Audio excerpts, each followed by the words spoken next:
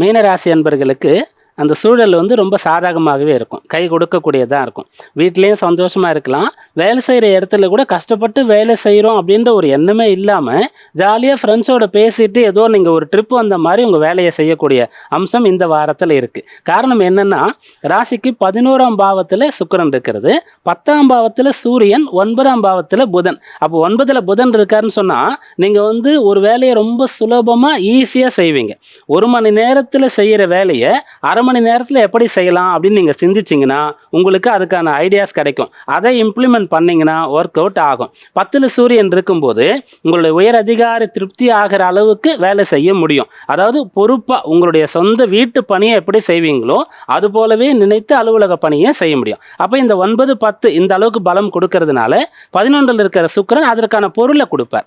அதற்கான ஒரு உற்சாகத்தை, சந்தோஷத்தை கொடுப்பார். அப்படியாக விளையாட்டை வேலை செஞ்சு நல்ல பேர் வாங்கலாம். இந்த வாரம் ரொம்ப சுலபமாக பொருள் ஈட்டக்கூடிய, சந்தோஷமாக இருக்கக்கூடிய வாரமாக உங்களுக்கு அமையும்.